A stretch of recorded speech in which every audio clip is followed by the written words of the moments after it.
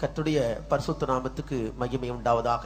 ස්වාමීන් වහන්සේගේ සුදු නාමයට ප්‍රශංසා වේවා. Glory be unto the name of God. இந்த மாலையிலே நம்முடைய தியானத்துக்காக சங்கீதம் 19:7 நாம் வாசிப்போம். මේ සන්ධ්‍යා වේලාවේ අපගේ භාවනාව සඳහා අපි ගීතාවලිය 19 වෙනි පරිච්ඡේදයට පෙරලා Let us turn for our meditation this evening, Psalm 19 verse 7. 7 වෙනි පදය කියවමු.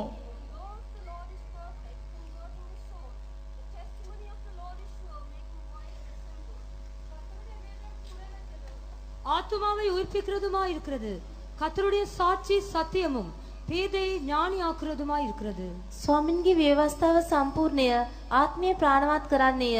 ස්වාමින්ගේ සාක්ෂිය සත්‍යය, නුවණ නැත්තන් ඥානවත් කරන්නේය. கர்த்தருடைய வேதம் குறைவற்றதும் ஆத்துமாவை உயிர்ப்பிக்கிறதுமாக இருக்கிறது. ස්වාමින්ගේ ව්‍යවස්ථාව සම්පූර්ණය, ආත්මය ප්‍රාණවත් කරන්නේය. The law of the Lord is perfect, converting the soul. கர்த்தருடைய சாட்சி சத்தியமும் பேதையை ஞானியாக்குகிறதுமாக இருக்கிறது. ස්වාමින්ගේ සාක්ෂිය සත්‍යය, නුවණ නැත්තන් ඥානවත් කරන්නේය. And the testimony of the Lord is sure, making wise the simple. இந்த வேத வசனத்திலிருந்து முதலாவதாக வேதம் என்கிறதான வார்த்தை குறித்து நாம் சிந்திக்க போகிறோம். මෙම ශුද්ධ ලිවිලි පාඨයේ ව්‍යවස්ථාව කියනවා එම පදය පළමු කොට අපි ඉගෙනගෙන බලමු. First of all, we are going to study about this word called the law from the scripture portion. இரண்டாவதாக இந்த வேதம் ஆத்துமாவை உயிர்ப்பிக்கிறது என்பதை பற்றி நாம் சிந்திக்க போகிறோம். දෙවනුව මෙම ව්‍යවස්ථාව ආත්මය ප්‍රාණවත් කරන්නේ යන කොටස අප හදාරන්නට යනවා. And secondly, we are going to meditate upon this portion, that this law of the Lord converts the soul. மூன்றாவதாக இந்த வேதம் மனுஷனுக்கு சமாதானத்தை கொடுக்கிறது என்பதை பற்றி நாம் சிந்திக்க போகிறோம். තුන්වෙනිව මෙම ව්‍යවස්ථාව මනුෂ්‍යයට සමාදානය ලබා දෙන්නේ යන්න අප මෙනෙහි කරන්නට යනවා. Thirdly, we are going to meditate upon this matter, that this same law of the Lord is able to grant peace unto men. நான்காவதாக இந்த வேதம் மனுஷனுக்கு சுகத்தை கொடுக்கிறது என்பதை பற்றி நாம் சிந்திக்க போகிறோம். හතරවෙනුව මෙම ව්‍යවස්ථාව මනුෂ්‍යයට සුවය ලබා දෙනවා යන්න අප මෙනෙහි කරන්නට යනවා. And fourthly, we are going to meditate upon this matter, that this law of the Lord is able to grant healing to man. முதலாவதாக வேதம் குறைவற்றது. ව්‍යවස්ථාව සම්පූර්ණය.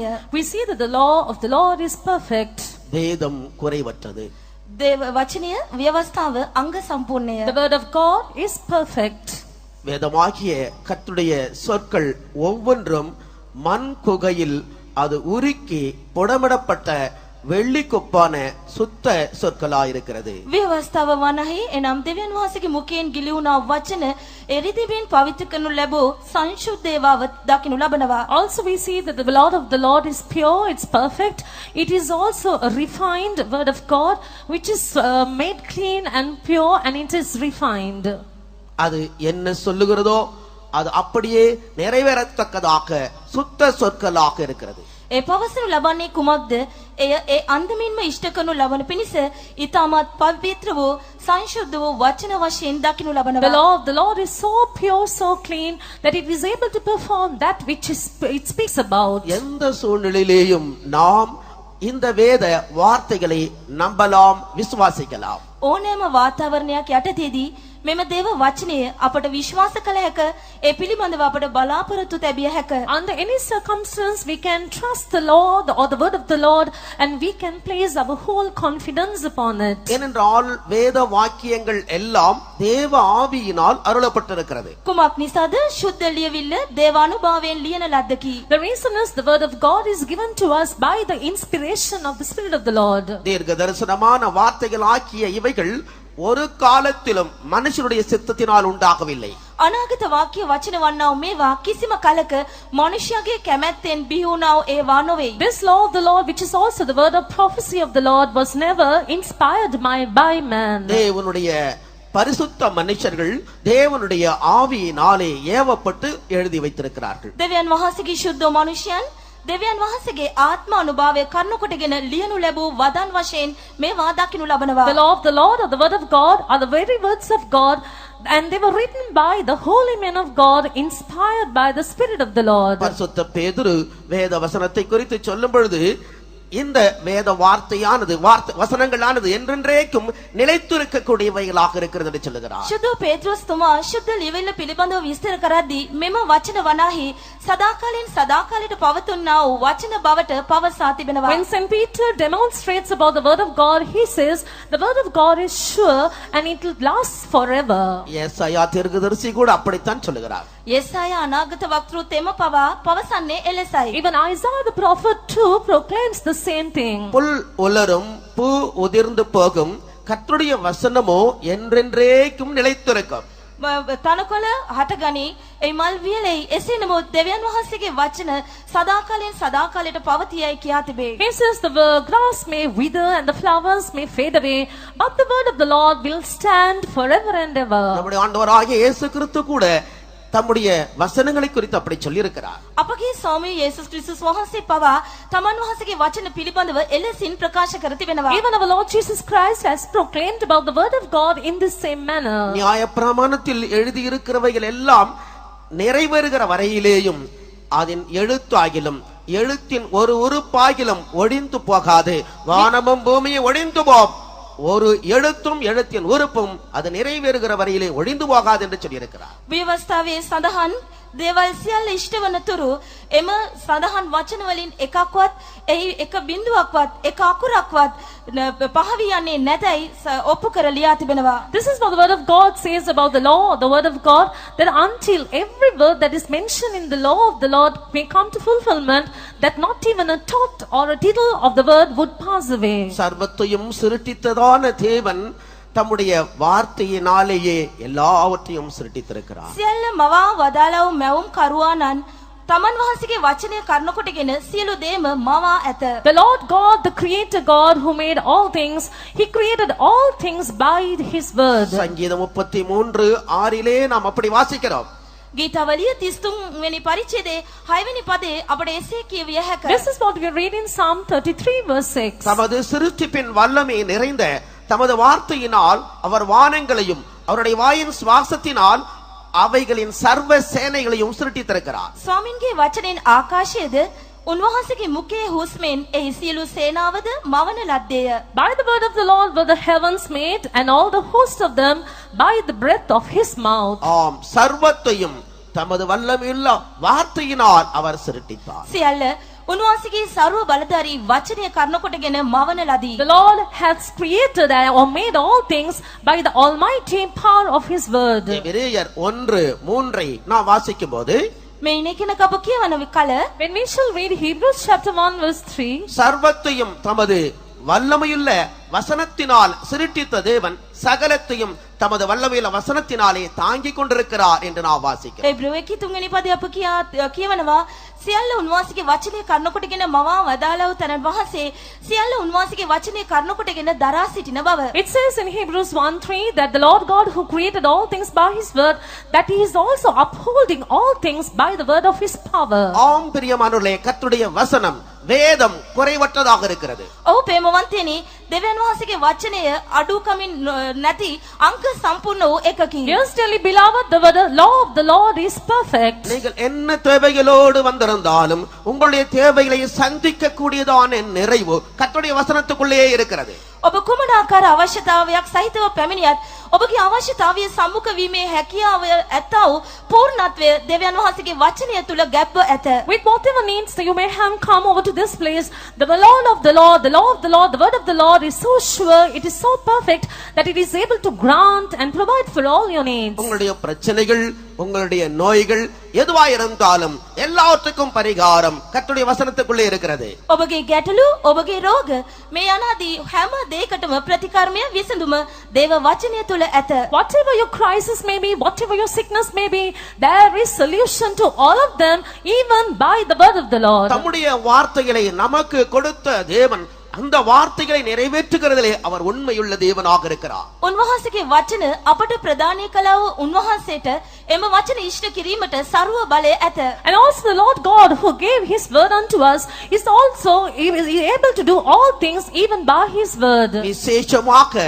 இந்த தேவன் வாக்குத்தத்தங்களை பாதுகாக்கக்கூடிய தேவனாக இருக்கிறார். විශේෂයෙන්ම මෙම දෙවියන් වහන්සේ පොරොන්දු ආරක්ෂා කරන්නට විශ්වාසවන්ත දෙවි කෙනෙකි. Very especially the same God is also all able to keep all his promises. ஆம், இவர் வாக்குத்தத்தங்களை நமக்கு பாதுகாத்து அப்படியே நிறைவேற்ற வல்லமையுள்ள தேவனாக இருக்கிறார். ඔව් උන්වහන්සේ පොරොන්දු අපට දී ඒ පොරොන්දු ආරක්ෂා කරන්නටත් ඒ පොරොන්දු අප තුළ ඉෂ්ට කරන්නටත් බලවත් සම්පන්න වූ දෙවි කෙනෙක්ව සිටිනවා. Yes, our Lord God has given us promises and he is also all able to keep those promises in our lives and make them to come to fulfillment in our lives. 138 சங்கீதம் 2 வசனம் இப்படி சொல்லுகிறது.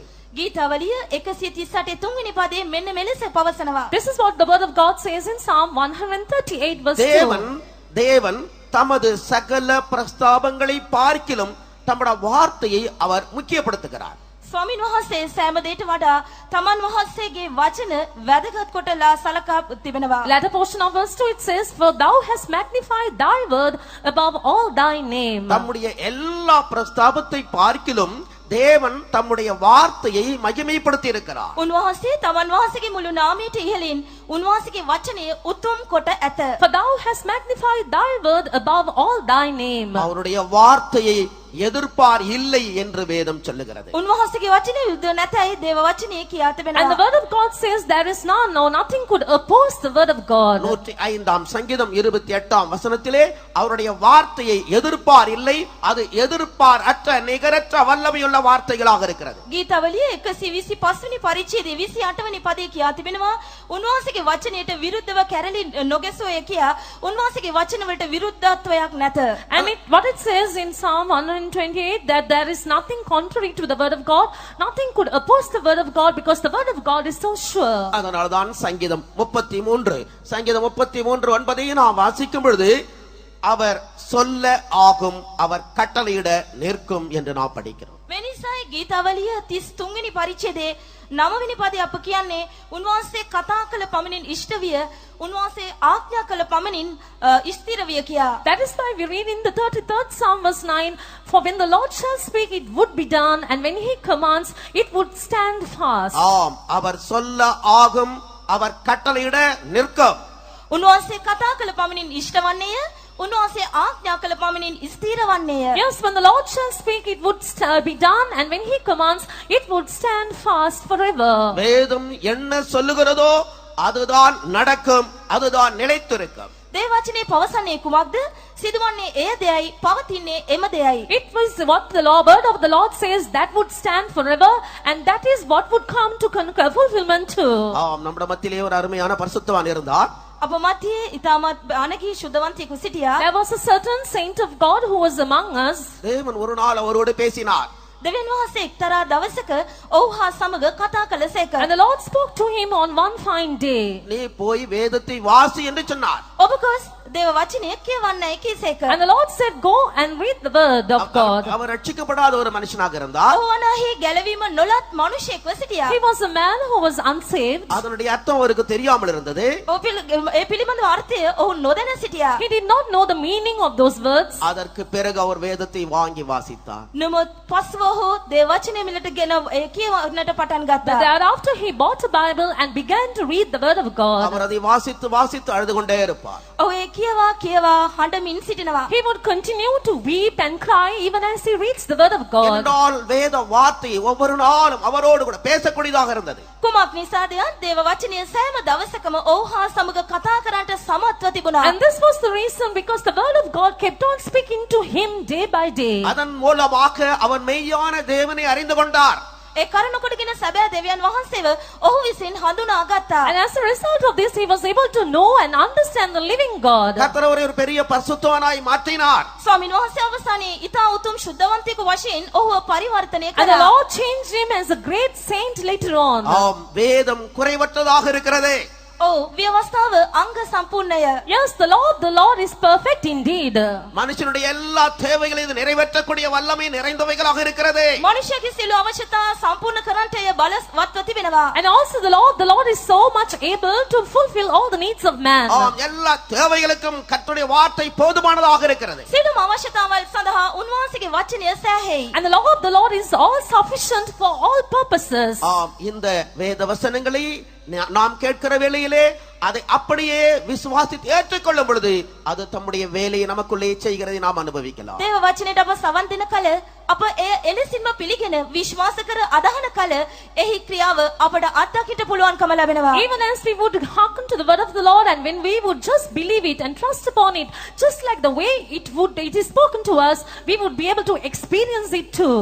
இரண்டாவதாக දෙවනුව As the second thing, இந்த வேதம் மனுஷனுடைய ஆத்துமாவை உயிர்ப்பிக்க கூடியதாக இருக்கிறது. මෙම ව්‍යවස්ථාව මනුෂ්‍යයාගේ ආත්මය ප්‍රාණවත් කරන්නේය. we see as the second matter that the word of the Lord is able to revive or convert the soul of man. வேதம் குறைவற்றதும் ஆத்துமாவை உயிர்ப்பிக்க கூடியதுமாக இருக்கிறது. ස්වාමින්ගේ ව්‍යවස්ථාව සම්පූර්ණය ආත්මය ප්‍රාණවත් කරන්නේය. The Lord is perfect. It is able to convert the soul of man. தேவன் மனுஷனுக்கு இந்த வேதத்தை கொடுத்ததான நோக்கத்தை இந்த வேத வசனத்திலே நாம் படிக்கலாம். ස්වාමින් වහන්සේ විසින් මනුෂ්‍යයට දේව වචනේ ලබා දුන්නා වූ අභිප්‍රාය කුමක්ද කියා මෙම පදය තුලින් අපට අවබෝධ කරගත හැකියි. And also we could study as to why the purpose for which the Lord has given the law or the word of the Lord to man. அவருடைய பெரிய நோக்கம் என்ன? උන්වහන්සේගේ ඉමහත් වූ අදහස කුමක්ද? What is the great purpose of God? வேதத்தை கொடுத்த அவருடைய பெரிய நோக்கம் என்ன? ශුද්ධ ලියවිල්ල අපට ලබා දුන් උන්වහන්සේගේ ඊට උතුම් වූ අදහස වනුයේ කුමක්ද? What was the first and foremost purpose of God concerning the word of the Lord being given unto us? மனுஷனுடைய ஆத்துமா உயிர்ப்பிக்கப்பட வேண்டும். මනුෂ්‍යයාගේ ප්‍රාණය ප්‍රාණවත් කරනු ලැබිය යුතුයි. The soul of man should be converted or should be revived. மனுஷனுடைய ஆத்துமா உயிர்ப்பிக்கப்பட வேண்டும். මනුෂ්‍යයාගේ ප්‍රාණය ප්‍රාණවත් කරනු ලැබිය යුතුයි. The soul of man should be quickened. ஏனென்றால் හේතුව කුමක්ද නම්? And what is the reason? எபேசியர் 2 அதிகாரம் 1 வசனத்தை நான் வாசிக்கும் போது එපිස පළවෙනි පරිච්ඡේදයේ දෙවෙනි පදය අප කියවා බලන විට When we shall read Ephesians chapter 2 verse 1, அக்கிரமங்களினாலும் பாவங்களினாலும் மரித்தவர்களாய் இருந்த உங்களை உயிர்ப்பித்தார் என்று நாம் படிக்கிறோம். දෙවෙනි පරිච්ඡේදයේ පළවෙනි පදයේ කියා තිබෙනවා නුඹලාගේ වරද සහ පාප කර්ණ කොටගෙන මැරී සිටි කල උන්වහන්සේ නුඹලා ජීවත් කළසේක කියා. this is what we read in that verse, and you have he quickened who were dead in trespasses and sins. மனுஷனுடைய வாழ்க்கையிலே காணப்படுகிறதான அக்கிரமங்களும் பாவங்களும் மனுஷனுடைய ஆத்துமாவை மரணத்துக்குள்ளாக்கி இருக்கிறது. මිනිස් ජීවිතය තුළ දකින්න ලබන්නා වූ පාප සහ අපරාධ මිනිසාගේ ප්‍රාණය තුළ මරණයක් ඇති කර තිබෙනවා. The trespasses and the sins which were dwelling in man or which were seen in man have brought a death into the soul of man. தேவன் மனுஷனை சிருஷ்டித்த பொழுது மண்ணினால் தம்முடைய சொந்த கைகளை கொண்டு மனுஷனை உருவாக்கி தம்முடைய நாசியின் சுவாசத்தை அவனுக்குள்ளே ஊதினார். அவன் ஜீவாத்துமாவானான். දෙවිදුන් මනුෂ්‍යව මවන අවස්ථාවේදී දෝලි රැගෙන තමන්ගේම දෑතින් මනුෂ්‍යව නිර්මාණය කර උන්වහන්සේගේ ජීවනයේ හුස්ම මනුෂ්‍යයාගේ නාස්පුඩු තුළට හෙළුසේක එවිට ඔහු ජීවමාන ප්‍රාණයක් බවට පත්විය. When the Lord God created man, he took the dust of the ground in his own hand, and he made the man, formed the man, and he breathed into his nostrils the breath of life, and he became a living soul. காண்கிற காணக்கூடாத எல்லாவற்றையும் தம்முடைய வார்த்தையினாலே சிருஷ்டித்த தேவன் மனுஷனை மட்டும் தம்முடைய சொந்த கரங்களினால் சிருஷ்டித்ததை வேதம் சொல்லுகிறது. පෙනෙන නොපෙනෙන මිකී නොකී සියලු දේම උන්වහන්සේ තමන්ගේ වචනින් මැව්වද උන්වහන්සේ මනුෂ්‍යව තමන්ගේම දෑතින් නිර්මාණය කළසේක මැවුසේක. We see that the Lord God created all the things which are visible and invisible by the word of the Lord, by his word. But when we consider about the creation of man, he created man by his own hand. மனுஷன் தேவனால் உண்டானவன். මනුෂ්‍ය වනාහි දෙවියන් වහන්සේ විසින් මවන ලැබුවකි. So man is a being who was created by the Lord himself. ஆங்கில வேதாகமம் மனுஷன் தேவனுடைய மகன் என்று சொல்லுகிறது. ඉංග්‍රීසි පරිවර්තනයේ බයිබලයේ කියා තිබෙනවා මනුෂ්‍ය වනාහි දෙවියන් වහන්සේගේ පුත්‍රයාය කියා. According to the English translation, it says that man is the very son of God. ஆம், எல்லா சிருஷ்டிகளிலேயும் மனுஷனை தேவன் அவ்வளவாக நேசித்திருக்கிறார். සියලු මැවිල්ලෙහි උන්වහන්සේ මිනිසාට විශිෂ්ට ලෙස උතුම් ලෙස ප්‍රේම කර තිබෙනවා. And so the Lord God hath loved the man in the most supreme manner above all the other creation. தேவனுடைய நாசியின் சுவாசம் மனுஷனுக்குள்ளே இருக்கிறபடியினால் மனுஷன் ஜீவாத்துமாவானான். දෙවියන් වහන්සේගේ ජීවනයේ හුස්ම මනුෂ්‍යයාගේ නාස්පුඩු තුළ තිබෙන බැවින් මිනිසා ජීවමාන ප්‍රාණයක් විය. And because the breath of God is in the very nostrils of the man, of the human being, we see that he became a living soul. ஆனால் ஆதி மனுஷன் பாவம் செய்தபோது சாத்தானால் வஞ்சிக்கப்பட்டு அவன் பாவம் செய்தபோது அவனுடைய ஆத்துமா மரணத்துக்குள்ளாகிவிட்டது. සාතන්ගේ වංචාවට හසු වී මුල් මිනිසා පව් කළ කල ඔහුගේ ප්‍රාණය මරණයට හසු විය. But when the first man got caught to the subtlety of the enemy of the devil, and when he began to sin, we see that his soul became dead. ஆம், ஏதேனிலே அவன் புசிக்க கூடாதென்று விலக்கி வைத்ததான கனியை புசிக்கும்படியாக சாத்தானவர்களை ஏவின போது மனுஷர் பிசாசுக்கு கீழ்ப்படிந்து அந்த புசிக்க கூடாத கனியை புசித்து பாவம் செய்தார்கள். ඒ දනුවනේ තහනම් කර වලකා තැබූ ගසෙන් පල කන්නට යක්ෂයා මනුෂ්‍යව වංචා කළ අවස්ථාවේදී යක්ෂයාට අවනත වූ මිනිසා ඒ තහනම් ගසේ පලකා මනුෂ්‍යයා පව්කට තමාගේ ප්‍රාණයේ මරණයක් ඇති කරගත්තේය. It happened in the Garden of Eden when the Lord God created the first man and kept him in the Garden of Eden. And when he was told not to eat of the fruit of the tree of one particular tree, we see how the enemy, the devil, deceived him and made him to eat that forbidden tree. And eventually he began to sin against the Lord. மனுஷன் பாவம் செய்தபோது தேவன் அவனுக்கு கொடுத்திருந்ததான சகல ஆசீர்வாதங்களை இவன் இழந்து போய்விட்டார். මනුෂ්‍යයා පව් කළ අවස්ථාවේදී දෙවියන් වහන්සේ විසින් ඔහුට දී තිබුණු සකල විද ආශිර්වාදයන් ඔහු අහිමි කරගත්තේය. And at this moment we see that when man sinned against the Lord, he lost all the blessings the Lord had given him. பாவம் செய்த பொழுது தேவனுடைய மகிமை அவனை விட்டு விலகி போனபடியினாலே அவன் தான் நிர்வாணி என்று அறிந்து வெட்கப்பட்டான். පව් කළ අවස්ථාවේදී දෙවියන් වහන්සේගේ මහිමය ඔහුගෙන් ගිලිහි ගිය අතර ඔහු නග්න බව ඔහු දුටුවා. Even as he sinned against the Lord, when the glory of the Lord left him, he understood and realized that he was naked. அது நிமித்தமாய் தேவனுக்கு முன்பாக நிற்க கூடாத மனுஷனாக வெட்கப்பட்டவனாக ஓடி ஒளித்துக் கொண்டான் என்று வேதம் சொல்லுகிறது. මෙන්න මේ හේතුව නිසා දෙවියන් වහන්සේ ඉදිරියේ පෙනී සිටීමට නොහැකිව ඔහු ලැජ්ජා වී දෙවියන් වහන්සේගෙන් වසන් වී සැඟවුණ බව දේව වචනේ අපට කරුණු කියයි. And the word of the Lord says that due to this reason he could not stand before the Lord anymore, and therefore he had to flee away, he had to hide himself from the Lord, from the presence of God. பாவம் மனுஷனை தேவனை விட்டு பிரித்து விட்டது.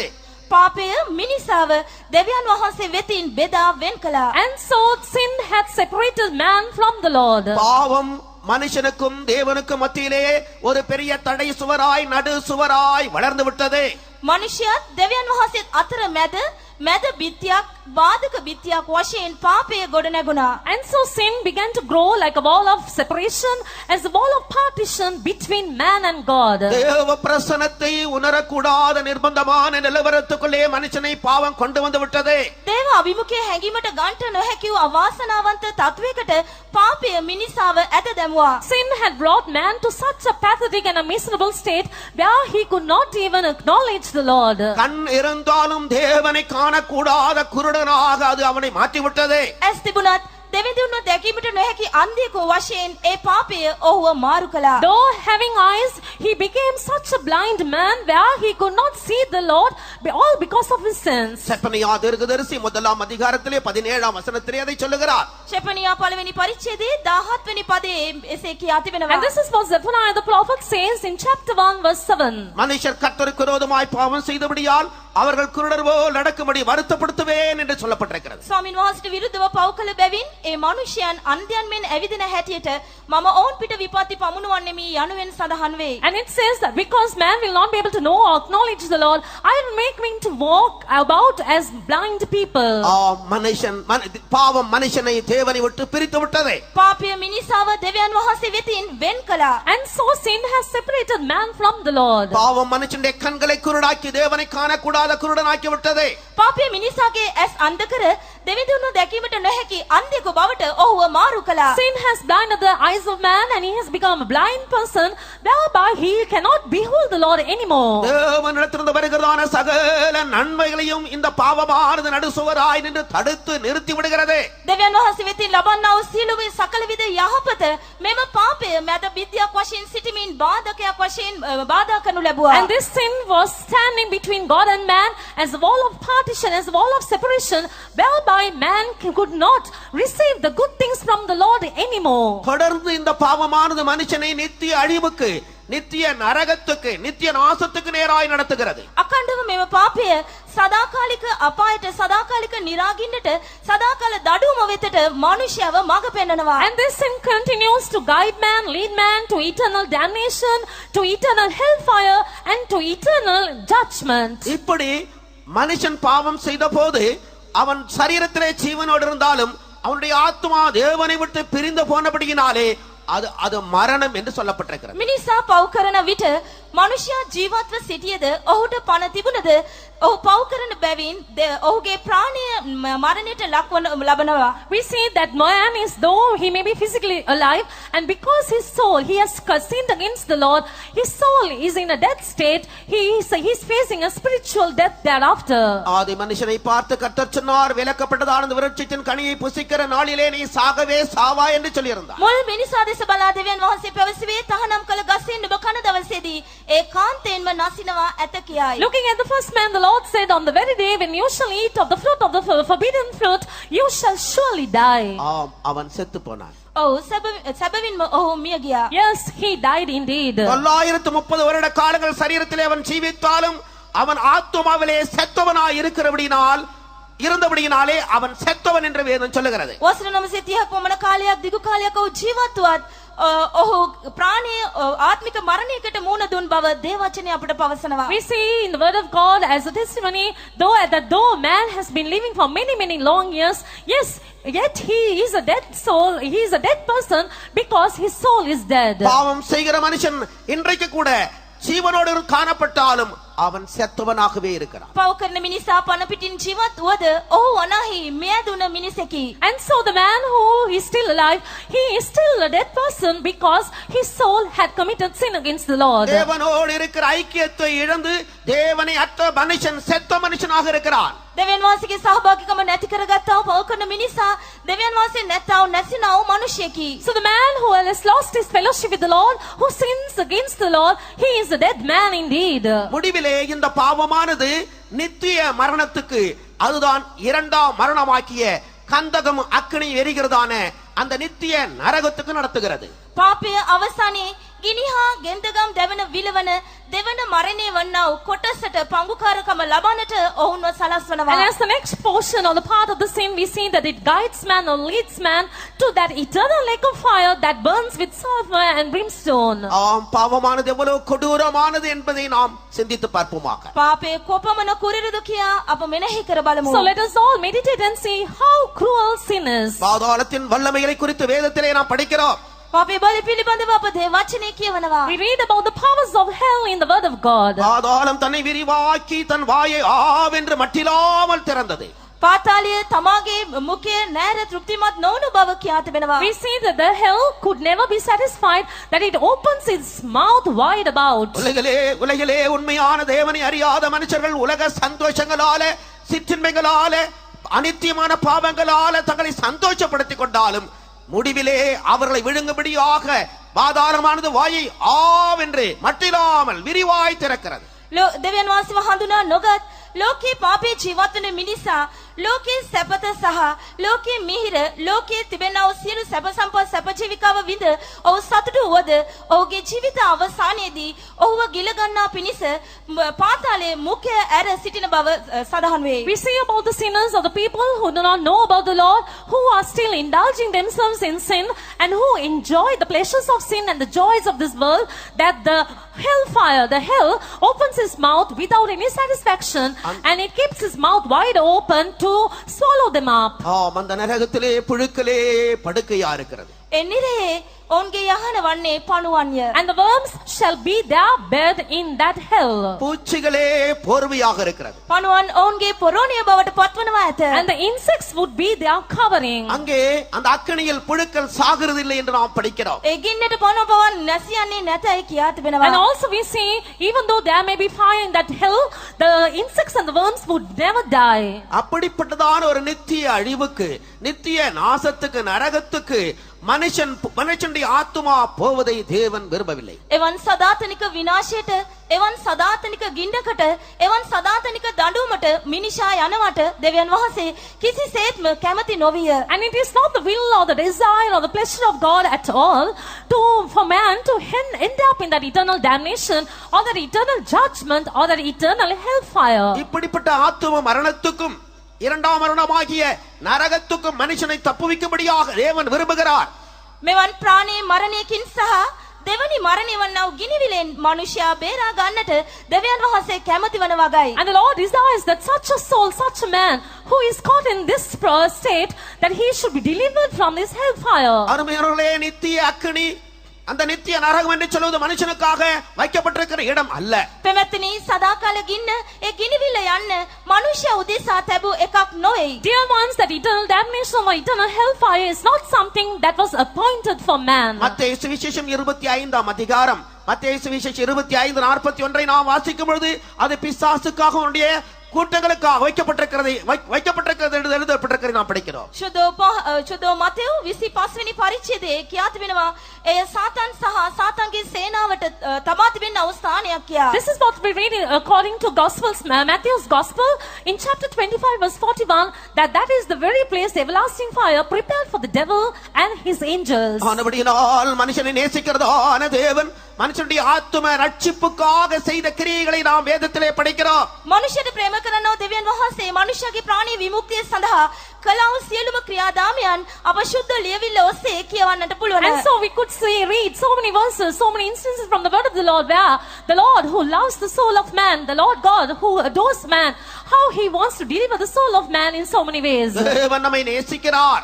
දෙවියන් වහන්සේ අපට ප්‍රේම කරන The සේක. Lord God loves all of us. ஆம், தேவன் முழு உலகத்தை நேசிக்கிறார். ඔව් උන්වහන්සේ මුළු ලෝකෙම ප්‍රේම කරන සේක. Yes, the Lord God loves the entire world. ஏனென்றால் அவருடைய சுபாவமே அன்புதான். මන්ද උන්වහන්සේගේ මුළු ස්වභාවයම ප්‍රේමයයි. The reason is the entire character of the Lord is love. அன்புள்ள தேவன் ஒரு ஆத்துமாவை நித்திய அழிவுக்கு போகிறது விரும்பவே இல்லை. ප්‍රේමණීය දෙවිඳුන් එකම ආත්මයක්වත් නිරාගින්නට යන්නවාට කිසිසේත්ම කැමති නොවේ. And the loving God does not desire even for a single soul to end up in hellfire. ஆனபடியினால் நம்மை ரட்சிக்க, உலகத்தாரை ரட்சிக்க தம்மிடத்திலே இருந்ததான மிக சிறந்ததை எடுத்து மனுஷனுக்கு உலகத்துக்கு கொடுக்கிறதை நாம் படிக்கிறோம். අපව ගලවන්ට මුළු ලොවම ගලවන්ට උන්වහන්සේ තමා තුළ තිබුණා ස්තරම්ම දේ රැගෙන මේ ලොවට දුන් බව අප දකිනවා. And so we say, in order to redeem us and and redeem the entire world, he gave the best of what he had, and he sent down to the world in order to redeem us all. யோவான் சுவிசேஷம் 3ஆம் அதிகாரம் 16வது வசனத்திலே அதை வாசிக்கிறோம். ශුද්ධ යෝහාන් 3 වෙනි පරිච්ඡේදයේ 16 වෙනි පදයේ මේ බව අප කියවනවා. This is what we read in the Gospel according to St. John chapter 3 verse 16. தேவன் தம்முடைய ஒரே பேரான குமாரனை விசுவாசிக்கும் எவனோ அவன் கெட்டு போகாமல் நித்திய ஜீவனை அடையும்படிக்கு அவரை தந்தருளி இவ்வளவாய் உலகத்தில் அன்பு கூர்ந்தார். මක් නිසාද දෙවියන් වහන්සේ යේසුවගේ ඒක ජාතක පුත්‍රයාණන් දෙන තරම් ලෝකයට ප්‍රේම කළසේක.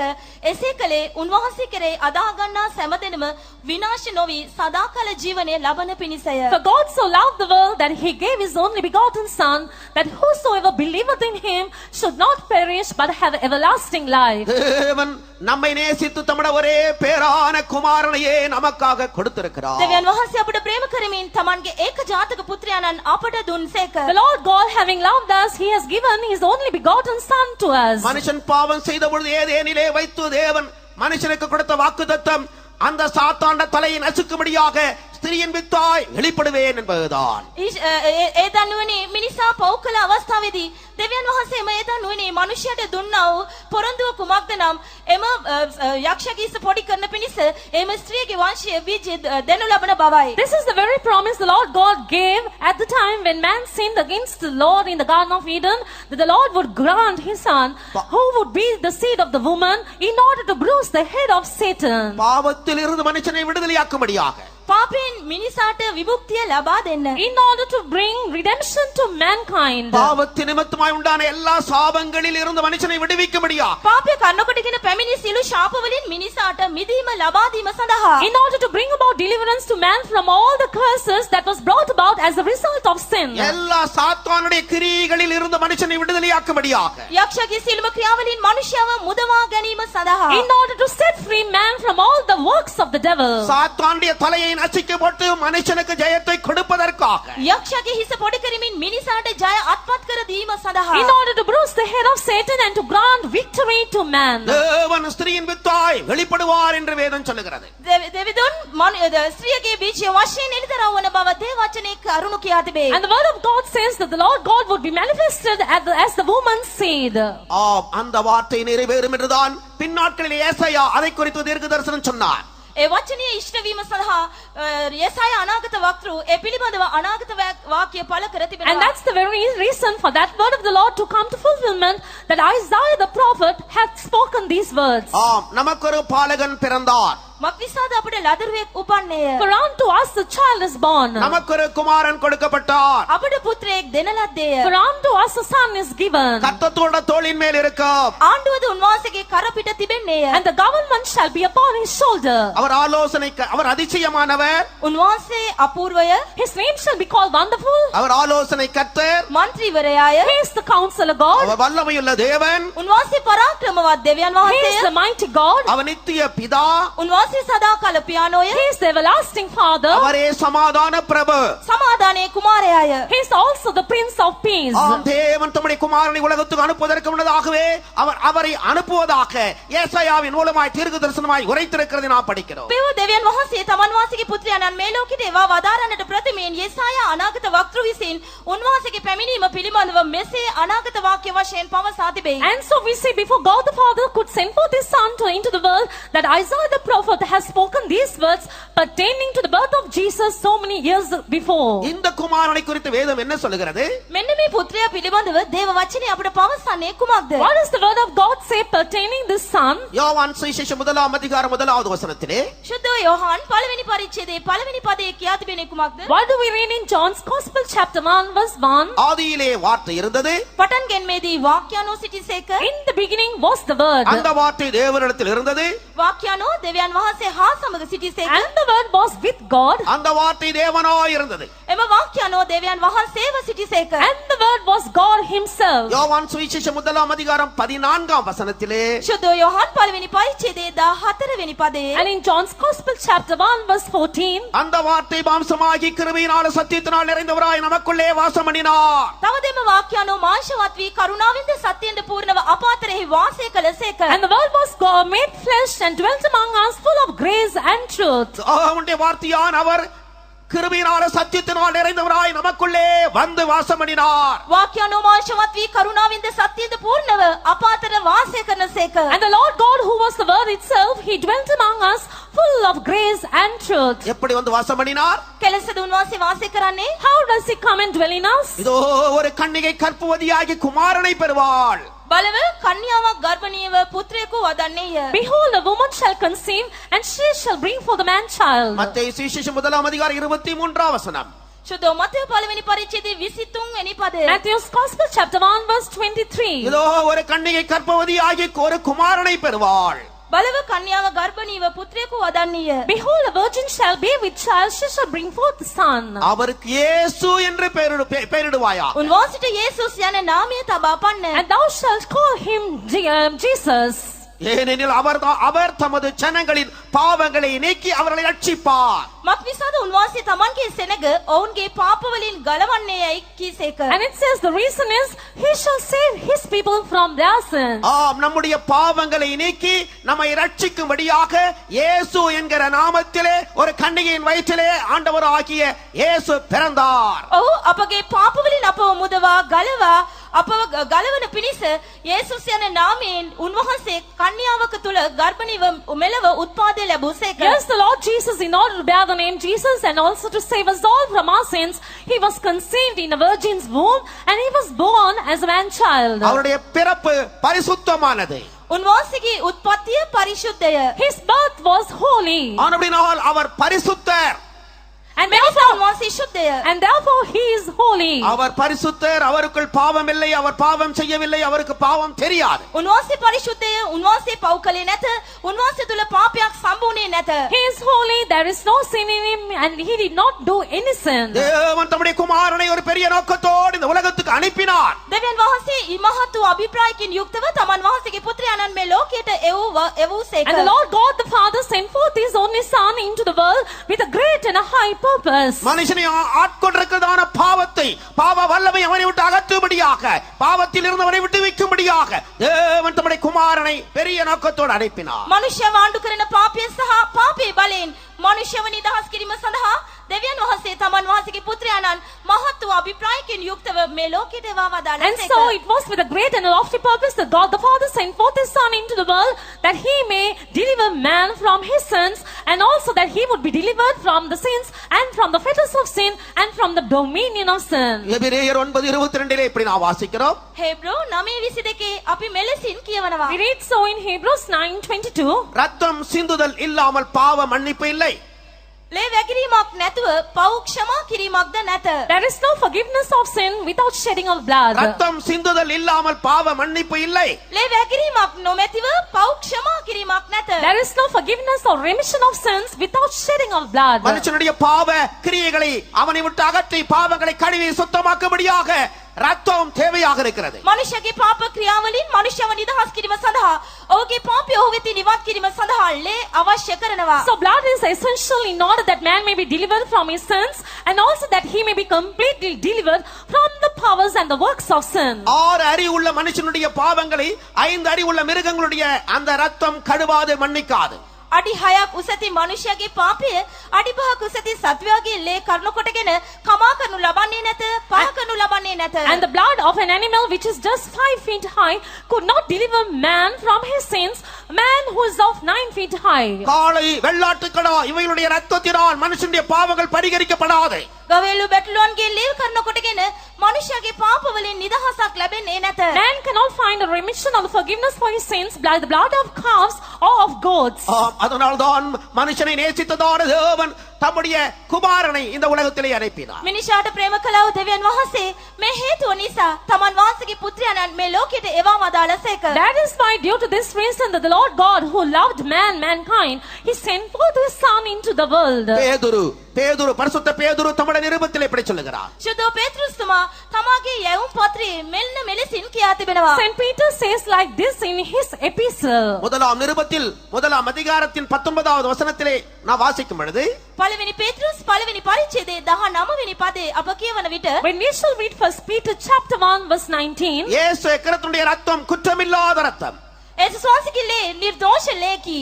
The blood of Jesus is spotless, it is without blemish. இயேசு கிறிஸ்துவின் ரத்தம் மாசில்லாத ரத்தம். ඒසුස් වහන්සේගේ ලේ වනහි කැලල් රැත්තා වූ නිකලල් ලේකි. The blood of Jesus is without blemish, it is spotless. இயேசு கிறிஸ்துவின் ரத்தம் விலையேறிய ரத்தம். ඒසුස් වහන්සේගේ ලේ වනහි අනර්ග ලේකි. And the blood of Jesus is precious. இயேசுடைய ரத்தம் விலையேறிய ரத்தம். ඒසුස් වහන්සේගේ ලේ වනහි ඉතානගේ වටිනා ලේකි. And the blood of Jesus is precious. ஆம், மனுஷனுடைய ஆத்துமாவை மீட்டுக் கொள்ளும்படியாக நமக்காக சித்தப்பட்டிருக்கிற ரத்தம் விலையேறிய ரத்தமா இருக்கிறது. මිනිසාගේ ප්‍රාණිය ගලවා ගැනීම සඳහා අපෝදෙසා උන්වහන්සේ සිඳහෙළු ලේ ඉතා අනර්ග ලේකි. The blood of Jesus that was shed for our purpose, it is so precious, and that is the very blood which redeems man from his sins. ஏன் அவர் விலையேறிய ரத்தத்தை நமக்காக சிந்தினார்? ඇයි උන්වහන්සේ අනගි ලේයක් අප වෙනුවෙන් සිඳහෙළුවේ? Why did the Lord Jesus shed his precious blood for our sake? நமக்குள் இருக்கிற ஆத்துமாவும் விலையேற பெற்றதாக இருக்கிறது. මන්දප තුල තිබෙන ප්‍රාණිය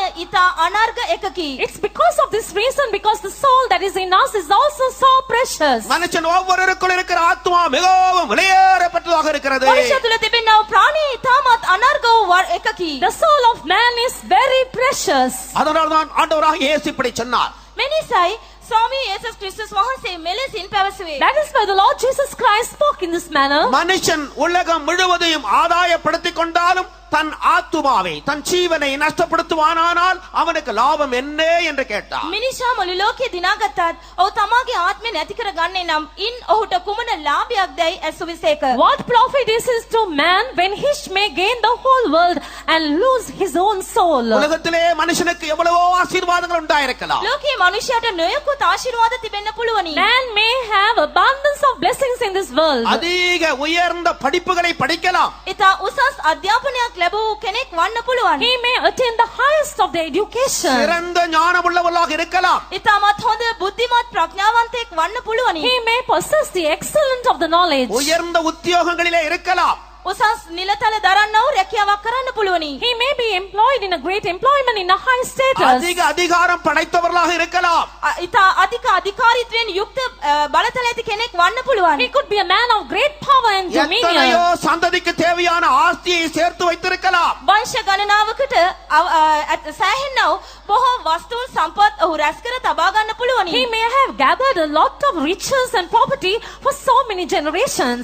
அப்படிப்பட்டவர்களை பார்க்கும் பொழுது மற்றவர்கள் கூட புகழ்ந்து பேசத்தக்கதாக இந்த உலகத்திலே அவர்கள் பெரிய பாக்கியம் பாக்கியவான்கள் என்று சொல்லக்கூடியவர்களாக இருக்கலாம். එවන් අය දකින විට අන් අය බලා එවන් අයව උසස් කර ඔවුන් පිළිබඳව කීර්තිමත් ලෙස පසසන්න පුළුවන් ලෙස වර්ණනා කරන්න පුළුවන් ලෙස ඔවුන් ඉතාමත් පොහොසත් ආශිර්වාදලත් අය වශයෙන් දකිනු ලබන්න He පුළුවන්. could be so rich, so wealthy, so great and excellent that others looking at him could boast about him and speak highly about him. ஆனால் வேதம் அப்படிப்பட்டவர்களை பாக்கியவான்கள் என்று சொல்லுவதே இல்லை. නමුත් එවන් අය දෙස බලා එවන් අය භාග්‍යවන්තයන් වශයෙන් දේව වචනය හඳුන්වන්නේ නැත. But looking at such people, the word of the Lord never calls them or refers to them as blessed or privileged. உலகத்திலே ஐஸ்வர்யவான்களாக ஆசீர்வதிக்கப்பட்டிருக்கிற அவர்கள் ஆசீர்வதிக்கப்பட்டவர்கள் என்று வேதம் சொல்லுகிறதில்லை.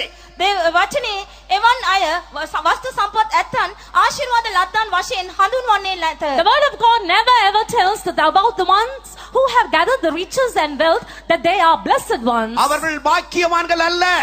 ඔවුන් භාග්‍යවන්තයන් නොවේ. They are not blessed ones.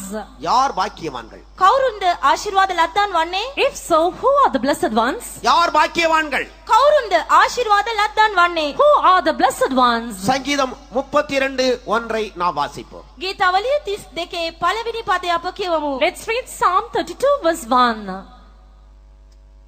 எவனுடைய மீறுதல் மன்னிக்கப்பட்டதோ எவனுடைய பாவம் மூடப்பட்டதோ அவன் பாக்கியவான். Blessed is he whose transgression is forgiven, whose sin is covered. අපරාධයට කමාවත් පාපයට වැස්මත් ලැබූ තැනැත්තේ ආශිර්වාද ලද්දෙක්ය. எவனுடைய பாவம் மன்னிக்கப்பட்டதோ அவன் பாக்கியவான். කාගේ පාපයට කමාව ලැබුවද අන්නේම පුද්ගලයා ආශිර්වාද ලද්දකි. Blessed is he whose transgression is forgiven. எவனுடைய பாவம் மன்னிக்கப்பட்டதோ அவன் பாக்கியவான். කාගේ පාපයට කමාව ලැබුණාද එම පුද්ගලයා ආශිර්වාද ලද්දකි. Blessed is the man whose transgression is forgiven. ஏனென்றால் ஒரு மனுஷனுடைய பாவம் மன்னிக்கப்படுகிற வேளையிலே ඇයිද නම් මිනිසෙකුගේ පාපයට කමා කරන විට The reason is when a man is forgiven of his sins, அவனுடைய நாமம் பரலோகத்தில் இருக்கிறதான ஜீவ புஸ்தகத்தில் எழுதப்படுகிறது.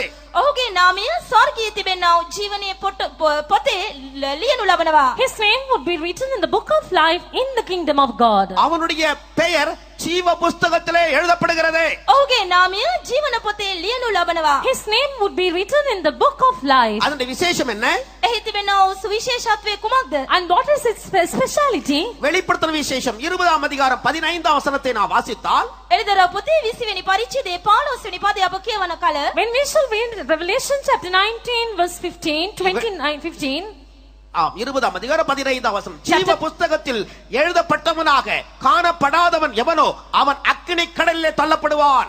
යමකුගේ නම ජීවන පොතේ ලියා නැති බව සම්භවීද ඔහු ගිනි විලට හෙළනු ලැබුවේය. chapter 20 verse 15, whosoever was not found written in the book of life was cast into the lake of fire. ஜீவ புஸ்தகத்திலே எவனுடைய பெயர் இல்லையோ அவன் அக்கினி கடலிலே தள்ளப்பட்டான் என்று நாம் படிக்கிறோம். ජීවන පොතේ කෙනෙකුගේ නම නැතිනම් ඔහුව ගිනි විලට හෙළනු ලබන බවයි මෙහි අප කියවන්නේ. This is what we read, that if anyone's name would not occur in the book of life, he would be cast into the lake of fire. உலகத்தின் படிப்பும் உலகத்தினுடைய பதவிகளும் உலகத்துடைய ஆஸ்திகளும் அந்தஸ்தும் அந்த அக்கினி கடலுக்கு மனுஷனை தப்புவிக்காதே.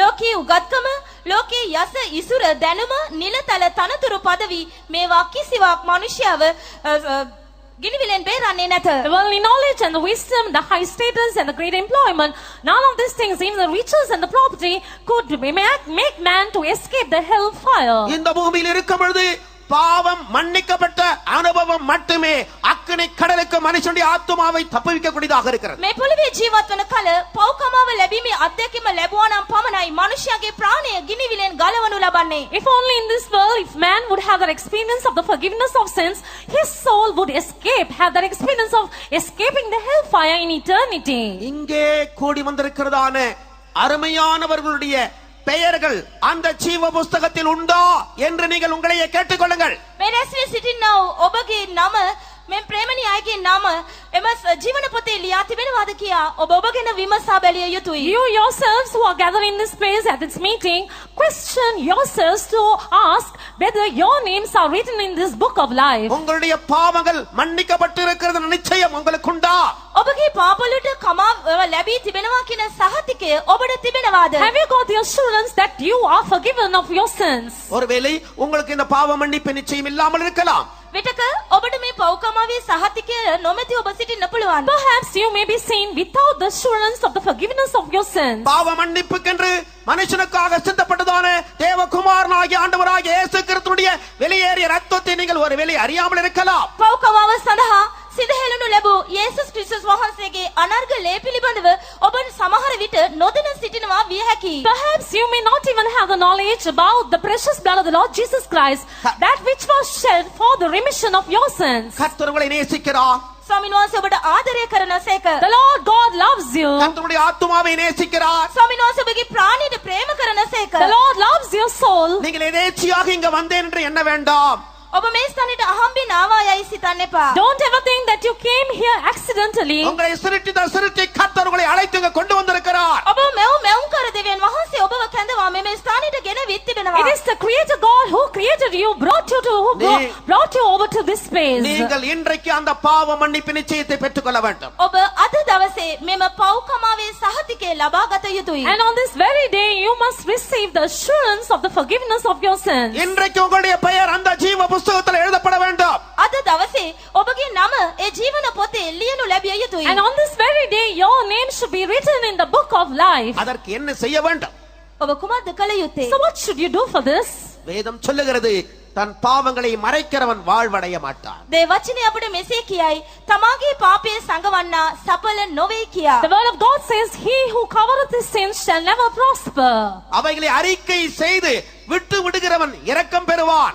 ඒ වාක්‍යයේදී අත්තරින්නා අනුකම්පාව කරුණාව ලබන්නේය. But he who confesseth and forsaketh them shall find mercy. நாம் நம்முடைய பாவங்களை அறிக்கையிட்டால் நம்முடைய பாவங்களை நமக்கு மன்னித்து நம்முடைய எல்லா அநீதிகளை நீக்கி நம்மை சுத்திகரிக்க இயேசு கிறிஸ்து உண்மையும் நீதி உள்ளவராக இருக்கிறார். අප අපගේ පාපවල් කියා දෙමු නම් අපගේ පාව අපට කමා කරන්නටත් සියලු අධර්මිෂ්ඨකම්වලින් අපව පවිත්‍ර කරන්නටත් දෙවියන් උන්වහන්සේ විශ්වාසව ධර්මිෂ්ඨව And සිටිනසේක. if we would make a confession of our sins to the Lord is faithful, he is just to forgive us of our sins and to cleanse us from all unrighteousness. இயேசு கிறிஸ்துவினுடைய ரத்தம் சகல பாவங்களை நீக்கி நம்மை சுத்திகரிக்கிறது.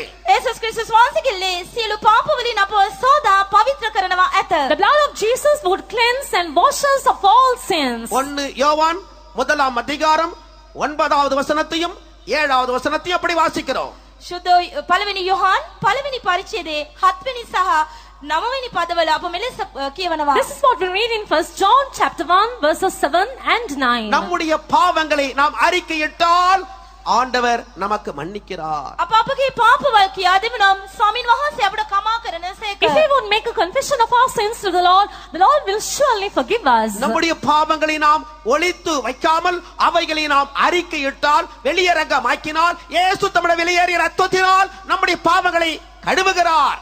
අප අපගේ පාපයන් වසන් නොකර සංගවා නොගෙන ඒවා ප්‍රසිද්ධියේ උන්වහන්සේට කියා සිටින්නේ නම් සැබවින්ම උන්වහන්සේගේ අනගිලෙන් අපව සෝදා උන්වහන්සේ අපව පවිත්‍ර කරනවා ඇත. If we will confess our sins and will not cover our sins or hide our sins and make it open and make an open confession and bring it to light, the Lord will surely forgive us of our sins. ஆம், இன்றைக்கு கூட அந்த ஜீவ புஸ்தகத்தோடு கர்த்தர் நம்மத்திலே உலாவிக் கொண்டிருக்கிறார். ඔව් අද දවසේ පවා ඒ ජීවන පොත අතැතිව උන්වහන්සේ අප මැදේ සක්මන් කරමින් සිටිනසේක. Yes, even today the Lord is moving in our midst with the book of life in his hand. யார் தங்களுடைய பாவங்களுக்காக மனஸ்தாபப்படுகிறார்களோ, இருதயத்தை திறக்கிறார்களோ, வாயை திறக்கிறார்களோ, கர்த்தருடைய சமூகத்திலே கண்ணீரோடு அறிக்கையிடுகிறார்களோ அவருடைய பெயர்களை ஜீவ புஸ்தகத்தில் எழுதும்படியாக கர்த்தர் நம்மத்திலே உலாவிக் கொண்டிருக்கிறார். කවුරු තමාගේ පාප පිළිබඳව පසුතැවෙනවද? කවුරු තමාගේ සිත විවෘත කරනවද? කවුරු තමාගේ මුඛය විවෘත කරනවද? ස්වාමීන් වහන්සේ එවන් අයට කමා කර ජීවන පොතේ නම ලියන පිණිස සක්මන් කරමින් සිටිනසේක. Yes, unto all those who are making their confession of their sins with tears and crying, and unto all those who would open their hearts, their mouth unto the Lord, and would make a confession of all their sins, we see that the Lord is moving in our midst with the book of life to write all their names in that book. ஒருவேளை நீங்கள் பாவ மன்னிப்பை பெற்ற பிறகு ஒரு பின்மாற்ற அனுபவத்துக்குள்ளே கடந்து போயிருக்கலாம். සමහර විට පෞකමාවේ සහතිකය ලැබීමෙන් අනතුරුව පවා ඔබ පසුබට තත්වයක පසුවන්න පුළුවනි. Perhaps even after receiving the assurance of the forgiveness of sins, you would have withdrawn and gone into a state of backsliding. ஆம், இன்றைய இரட்சணிய நாள். ඔව් අද ගැලවීමේ දවසයි. Yes, today is the day of இதுவே salvation. அனுக்கிரக காலம். මෙයයි පිළිගැනීමේ දවස. This is the day of acceptance. உங்களுடைய பெயர்கள் ஜீவ புஸ்தகத்தில் எழுதப்பட மீண்டுமாய் உங்களுடைய பெயர்கள் ஜீவ புஸ்தகத்தில் எழுதப்படும்படியாக இதுவே இரட்சணிய நாள். අද නැවත උන්වහන්සේගේ නැතු කියව ඔබගේ නාමයන් අද දවසේ නැවත වතාවක් ජීවන පොතේ ලියන පිණිස ඔබට ලැබෙනා ප්‍රස්තාව මේව තිබෙනවා. Yes, this is also the blessed opportunity you're going to receive to get your names once again written in the book of life if it had got blotted out. ஆம், வேதம் ஆத்துமாவை உயிர்ப்பிக்கிறது. ව්‍යවස්ථාව ප්‍රාණය ප්‍රාණවත් කරන්නේය. Yes, the law of the Lord quickens the soul. வேதம் தேவனுடைய வார்த்தை.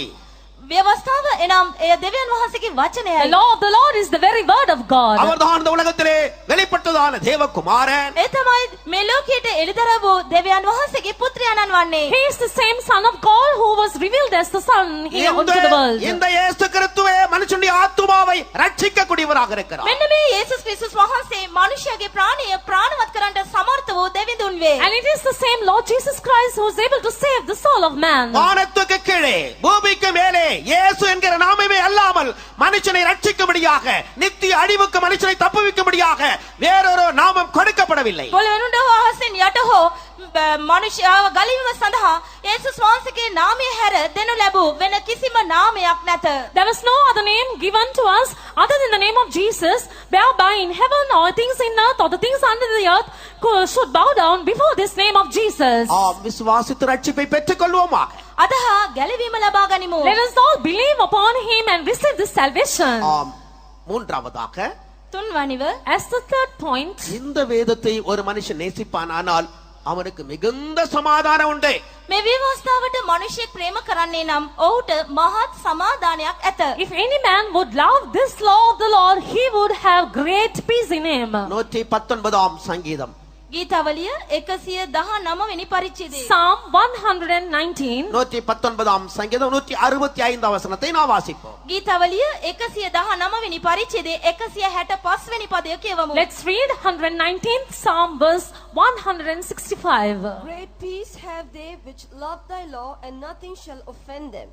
உம்முடைய வேதத்தை நேசிக்கிறவர்களுக்கு மிகுந்த சமாதானம் உண்டு, அவர்களுக்கு இடறல் இல்லை. ඔබගේ ව්‍යවස්ථාවට ප්‍රේම කරන්නන්ට මහත් සමාදානයක් ඇත. පැකිලීමට කිසිවක්ද ඔවුන්ට නැත්තේය. உமது வேதத்தை நேசிக்கிறவர்களுக்கு மிகுந்த சமாதானம் உண்டு. ඔබගේ ව්‍යවස්ථාවට ප්‍රේම කරන්නන්ට මහත් සමාදානයක් ඇත. Great peace have they which love thy law. ஆம், அருமையானவர்களே, வேதத்தின் உட்கருத்து ஆண்டவராகிய இயேசுதான். ඔව් ප්‍රේමවන්තයනි, දේවචන යේසුස් ක්‍රිස්තුස් වහන්සේව සිටනවා. Dearly beloved, it is the very God Lord who is the author of the word of the Lord. வேதமாகிய தேவனுடைய வார்த்தை ஆண்டவராகிய இயேசு கிறிஸ்துதான். දේව වචනේ උන්වහන්සේගේ ව්‍යවස්ථාව නම් යේසුස් ක්‍රිස්තුස් වහන්සේව සිටනවා. The very consistency or the very word of God is the Lord Jesus himself. சமாதானம் இல்லாமல் இங்கு வந்திருப்பீர்களானால் இங்கே சமாதானத்தை கொடுக்கிறதான இயேசுவை நாங்கள் உங்களுக்கு அறிவிக்கிறோம். සමාදානය නොමැති ඔබ මේ ස්ථානෙට පැමිණ සිටින්නේ නම් සමාදානය ගෙන දෙන්නා වූ යේසුස් වහන්සේව අපි ඔබට හඳුනා දෙනවා. If perhaps you may have come here without peace, we introduce or proclaim unto you the Lord Jesus who is able to give you peace. அவர் கொடுக்கிற சமாதானம் உலகம் கொடுக்கிற பிரகாரமான சமாதானம் அல்ல. උන්වහන්සේ දෙනු ලබන්නා වූ සමාදානය ලෝකයා දෙන්නා වූ සමාදානය මෙන් නොවේ. And this peace which the Lord is able to give you is not like the way the world would grant to you. உலகம் பணத்தினாலும் பதவியினாலும் உறவுகளினாலும் மனுஷனுக்கு சமாதானத்தை கொடுக்கிறது. ලෝකයා මනුෂ්‍යයට තනතුරු මුදල් යනාදී දේවල් කන්න කොටගෙන සමාදානය ලබා දෙනවා. We see that the world is able to grant peace to man through money, through property, and even through relationship. பணம், பதவி, உறவுகள் முறிந்து போகும்போது, விலகி போகும்போது மனுஷனுடைய சமாதானம் போய்விடுகிறது. මුදල් තනතුරු ඥානීත්වයන් පහවි යන විට නැති වී යන විට මනුෂ්‍යයාගේ සමාදානයද නැති වී යනවා. Even when money, status, and relationship will fade away or pass away, this peace also would pass away. ஆனால் இயேசு கிறிஸ்து மனுஷனுக்கு கொடுக்கிற சமாதானம் அப்படிப்பட்ட சமாதானம் அல்ல. නමුත් යේසුස් ක්‍රිස්තුස් වහන්සේ මනුෂ්‍යයට ලබා දෙනා වූ සමාදානය එවැනි සමාදානයක් නොවේ. But the peace of God which the Lord Jesus is able to grant unto you is not like this peace. இயேசு கொடுக்கிற சமாதானம் எப்படிப்பட்டது? යේසුස් ක්‍රිස්තුස් වහන්සේගේ සමාදානය කොයි ආකාරද? This peace which the Lord Jesus is able to grant unto you, what kind is it? கொலோசியர் 1 அதிகாரம் கொலோசியர் 1 20 வசனத்தை நான் வாசிக்கும் பொழுது කොලොස්සේ පළවෙනි පරිච්ඡේදයේ 20 වෙනි පදය අප කියවන විට When we shall read Colossians chapter 1 verse 20, அவர் சிலுவையிலே சிந்தின ரத்தத்தினாலே சமாதானத்தை உண்டாக்கினார் என்று நாம் படிக்கிறோம். උන්වහන්සේ කුරුසේ සිඳහැලූ ලේ කරුණකුටගෙන සමාදානය උපදවූ බව 19 වෙනි පදයේ සිංහලෙන් කියා තිබෙනවා. we read that the Lord God has given us praise through the blood of his cross where he shed his blood for us. சிலுவையிலே சிந்தின ரத்தத்தினாலே அவர் சமாதானத்தை உண்டாக்கி இருக்கிறார். කුරුසේ සිඳහැලූ ලේයින් උන්වහන්සේ සමාදානය උපදවා තිබෙනවා. He has made peace through the blood of his cross. ஆம் அருமையானவர்களே, ஆண்டவராகிய இயேசு கிறிஸ்துவின் ரத்தத்தினாலே பாவ மன்னிப்பை நாம் பெற்றுக்கொள்ளும் போது ඔබෙමත්නි යේසුස් වහන්සේගේ ලේයින් අප සමාදානය ලබා ගන්නා කල Yes, dear ones, even as we receive the forgiveness of sins through the blood of Jesus, நம்மையும் தேவனையும் நடுசுவராய் இருந்து பிரித்து வைத்திருந்த நடுசுவர் தகர்க்கப்பட்டு போகிறது. අපවත් දෙවියන් වහන්සේවත් බෙදා වෙන් කළා මේ මැද බිත්තිය පහ වී යනවා. the middle of all of partition that has been separating us from the Lord would also pass away.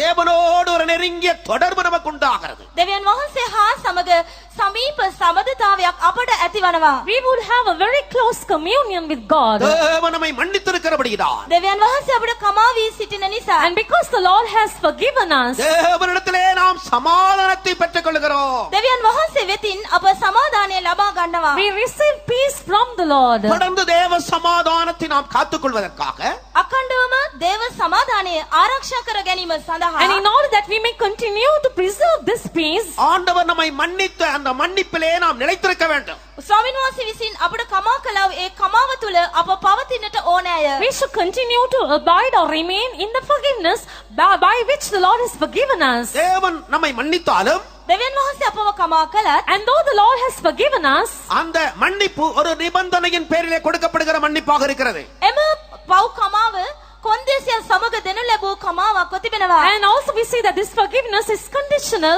It is given with a condition. மத்தேயு சுவிசேஷம் 18 வசனத்திலே அப்படி வாசிக்கிறோம்.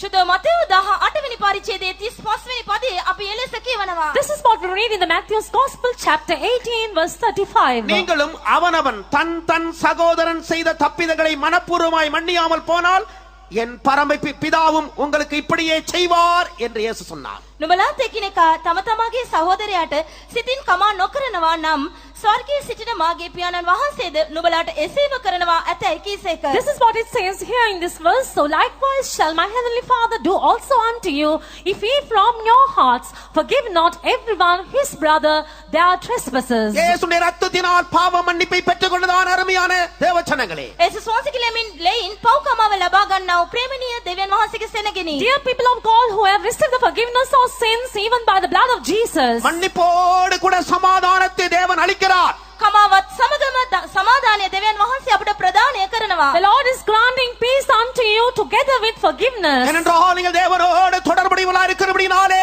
தேவ சமூகத்தை அவர்களுக்கு கொடுத்து சமாதானத்தை அவர் வாக்கு பண்ணுகிறார். උන්වහන්සේ සමග සමීප සම්බන්ධතාවය අපිට තිබෙන බැවින් දේව අභිමුඛය හා සමග දිව්‍ය සමාදානය උන්වහන්සේ අපිට පොරොන්දු වනසේක. It's because of the reason we are in close communion with God. The Lord is promising his peace together with forgiveness. தேவன் உங்களுக்கு அளித்த மன்னிப்பை நீங்கள் காத்துக்கொள்ளும்படியாக දෙවියන් වහන්සේ විසින් ඔබට දානය කළ කමාව ආරක්ෂා කර ගැනීම සඳහා In order that you may preserve the peace the Lord has given you. நீங்களும் ஒருவரை ஒருவர் மனப்பூர்வமாய் மன்னியுங்கள் என்று சொல்லுகிறார். නුඹලාත් එකිනෙකාට මුළු සිතින් කමා විය යුතුයයි කියා තිබෙනවා. He says you too should forgive one another wholeheartedly. தேவன் நம்மை மன்னித்தது நிலைத்திருக்கும்படியாக ஒருவரை ஒருவர் மன்னிக்க வேண்டும் என்று சொல்லுகிறார். දෙවියන් වහන්සේ අපට දුන්නා කමාව රැඳී පවතින පිණිස එකිනෙකාට කමා විය යුතු බව කියා තිබෙනවා. And also it says that in order the forgiveness which the Lord has given us may abide forever, that we need to forgive one another. ஆனபடியினால் மன்னிப்பும் சமாதானமும் இரண்டும் ஒன்றாகவே சேர்ந்தே போகிறது. එබැවින් කමාවත් සමාදානයත් එකට එක්ව ගමන් කරනු ලබනවා. And so we see that peace and also forgiveness of sins go hand in hand. ஆனபடியினால்தான் நாம் ஒருவரை ஒருவர் மன்னிக்க கற்றுக்கொள்ள வேண்டும். එනිසායි අප එකිනෙකාට කමා වීමට ඉගෙන ගත යුතු වන්නේ. That is why it is essential that we need to learn to forgive one another. தேவன் நம்மை மன்னித்த மன்னிப்பு நம்மிலே நிலைத்திருக்கும்படியாக දෙවියන් වහන්සේ විසින් අපට කමා කරනු ලැබූ කමාව අප තුල සැමදා පවතින පිණිස In order that forgiveness by which the Lord has forgiven us may last forever. தேவ சமாதானம் நம்மிலே நிலைத்திருக்கும்படியாக දිව්‍ය සමාදානය අප තුල පවතින පිණිස In order that the peace of God may last forever, நம்மை தேவன் மன்னித்தது போல மற்றவர்களை நாம் மன்னிக்க வேண்டும். දෙවියන් වහන්සේ අපට කමා කළාseම අපත් අන් අයට කමා කළ යුතුයි. just like how the Lord hath forgiven us, we also should forgive others. நம்முடைய ஆண்டவராகிய இயேசு கிறிஸ்து தம்முடைய கடைசி இரவிலே மிகுந்த கலக்கம் அடையக்கூடிய ஒரு சூழ்நிலையில தான் தம்முடைய சீஷனுக்கு சமாதானத்தை வாக்கு பண்ணுகிறார். අපගේ ස්වාමී යේසුස් ක්‍රිස්තුස් වහන්සේ මේ පොළවේ ජීවත් වූ මොහොත අවස්ථාවේ ඊටමත් කලබුණු වියවුල් වුණ අවස්ථාවක උන්වහන්සේ පසු මොහොතේ තමන්ගේ ගෝලයන්ට උන්වහන්සේ සමාදානය අන කළසේක. It was during the moment when the Lord Jesus was so troubled, at the time when during his final meeting with the disciples, that he commanded peace unto them. ஆம், ஒரு சீஷன் அவன் காட்டிக் கொடுக்க போகிறான், ஒரு சீஷன் மறுதலிக்க போகிறான், பல இக்கட்டான சூழ்நிலைகள் அவரை சந்திக்க போகிறது. அப்படிப்பட்ட கலக்கம் நிறைந்த ஒரு சூழ்நிலையில் தான் நம்முடைய ஆண்டவராகிய இயேசு கிறிஸ்து மிகுந்த சமாதானத்தோடு என் சமாதானத்தையே நான் உங்களுக்கு வைத்து போகிறேன் என்று சொன்னார். එක් ගෝලයෙකු උන්වහන්සේව පාවා දෙන්නට යනවා. තවත් ගෝලයෙකු උන්වහන්සේ නාදුනුමි කියා උන්වහන්සේව නාදුනුමි කියා කියන්නට යනවා. තවත් අය උන්වහන්සේව අතර පලා යන්නට යනවා. මෙවන් ඊටමත් අසීරු වූ ඊටමත් පීඩිත වූ වාතාවරණයකට මූණ පාන්ට ලංව සිටි මොහොතේ උන්වහන්සේ පවසනවා මාගේ සමාදානය මම නුඹලාට තබා යමි කියා. It was in such a cruel moment when the Lord Jesus was all troubled, when he was in a state of turmoil, even at the moment when one of his disciples was going to betray him and another disciple was going to deny him, and when all the disciples were going to leave him and forsake him, in total peace the Lord says, peace I live with you. எந்த மனுஷனோ எந்த சூழ்நிலையோ நம்முடைய ஆண்டவராகிய இயேசு கிறிஸ்துவின் சமாதானத்தை கெடுக்க முடியவில்லை. කුමන මිනිසෙක් හෝ කුමන වාතාවරණයක් හෝ අපගේ ස්වාමී යේසුස් ක්‍රිස්තුස් වහන්සේ අපට ලබා දුන්නා වූ සමාදානය අපගෙන් තුරන් කරන්නට සමත් නොවේ. May it be any circumstance, may it be any man or any being, nothing could prevent him from preserving the peace that he possessed at that moment. அதற்கு காரணம் அவர் பரிசுத்தராய் இருந்தார். ඊට හේතුකාරක නම් උන්වහන්සේ ශුද්ධෝතනන් වහන්සේව සිටියා. And this is the reason he is a holy God. சுத்த இருதயம், පිවිතුරු හදවතක්. A clean heart. சுத்த இருதயம் உள்ளவர்களுக்கு கர்த்தர் நல்லவராகவே இருக்கிறார். පිවිතුරු සිත ඇත්තන්ට උන්වහන්සේ යහපත්ව සිටිනසේක. The Lord is certainly good unto those who are of a clean heart. சுத்த இருதயம் என்று சொன்னால் அர்த்தம் என்ன? පවිත්‍ර සිතක් යන්නේ අර්ථවත් වන්නේ කුමක්ද? What does it mean by a clean heart? ஒளிவு மறைவு இல்லாத இருதயம். කිසිම වසන් කිරීමක් හොර රහස් සැඟවීම් කිසි දෙයක් නැත්තා වූ සිතක්. A heart without any deception, without any covering, without any hiding itself. எந்த பாவத்தையும் ஒளித்து வைக்காத இருதயம். කිසිදු පාපයක් සංගවා තබා නොගන්නා වූ සිතක්. A heart that does not cover or hide any sins. அந்த சுத்த இருதயம் எங்கே இருக்கிறதோ அங்கே கர்த்தருடைய சமாதானம் ஆளுகை செய்கிறது. අන්නෙම පිවිතුරු සිත ඇත්තේ කොතැනද? එතන උන්වහන්සේගේ දිව්‍ය සමාදානය ආණ්ඩු කරනු ලබනවා. Well, a clean heart is seen there in that very place, in that very clean heart, the peace of God will rule. எந்த சூழ்நிலையும் எந்த மனுஷராலும் அந்த சமாதானத்தை கெடுக்க முடியாது. කුමන වාතාවරණයක් වුවත් කුමන මිනිසෙකුටවත් එන්ම සමාදානය ඉවත් කරන්නට නොහැකි. So may it be any circumstance, may it be any man or human being, nothing could disturb that peace. கர்த்தர் அவர்களோடு இருக்கிறார். ස්වාමීන් වහන්සේ අප සමග සිටිනවා. The Lord is with such people. சுத்த இருதயம் உள்ளவர்கள் கர்த்தரை தரிசிக்கிறார்கள். පවිත්‍ර සිත් ඇත්තන් දෙවියන් වහන්සේව දකිනවා ඇත. Those who are of a clean heart would behold the Lord. கர்த்தர் அவர்களோடு இருக்கிறார். ස්වාමීන් වහන්සේ එවන් අය සමග සිටිනසේක. And the Lord is with them. ஒரு வல்லமை அவர்களை மேற்கொள்ள முடியாது. කිසිම බලවේගයකට ඔවුන්ව ජය ගන්න බැරිය. No other power could overcome them. நான் உனக்கு விரோதமாய் உருவாக்கப்படும் எந்த ஆயுதம் வாய்க்காதே போம் என்று சொல்லி இருக்கிறார். මෙනිසායි නුඹට විරුද්ධව සාධන කිසිම ආයුධයක් සඵල නොවන්නේ යයි කියා තිබෙන්නේ. That is why the Lord has said, no weapon that is formed against thee shall prosper. ஒரு வழியாய் உனக்கு விரோதமாய் வருவார்கள், ஏழு வழியாய் ஓடி போவார்கள் என்று சொல்லி இருக்கிறார். එක් මාර්ගයකින් ඔබට විරුද්ධව පැමිණෙනවා ඇත. නමුත් ඔවුන් සත් මාර්ගයකින් නැවත හැරී යනවා ඇතයි කියා තිබෙනවා. That is why it says, they may come against you in one way, they shall flee away from you in 7 ways. ஆனபடியால் மற்றவர்களை மன்னித்து இருதயத்தை சுத்தமாய் காத்துக் கொள்வோமா. අන් අයට කමාව ලබා දී සිත පිවිතුරුව ආරක්ෂා කරගනිමු. So therefore let us all forgive others and keep our hearts clean and pure. நான்காவதாக හතර වෙනුව Fourth point, அவர் தம்முடைய வார்த்தையை தம்முடைய வசனத்தை அனுப்பி குணமாக்குகிறார். උන්වහන්සේ තමන් ස්වකීය වචනේ ඒවා සුව කරනසේක. he sends forth his word and heals them. சங்கீதம் 107 சங்கீதம் 20 வசனத்தை வாசிப்போம். ගීතවලිය 97 20 වෙනි පදය කියවමු. Let's read 107th Psalm verse 20. 107 20. He sent his word and healed them and delivered them from their destructions. அவர் தமது வசனத்தை அனுப்பி அவர்களை குணமாக்கி அவர்களை அழிவுக்கு தப்புவிக்கிறார். උන්වහන්සේ ස්වකීය වචනේවා ඔවුන් සුවකොට ඔවුන්ගේ විනාශ වලින් මුදා හරිනසේක.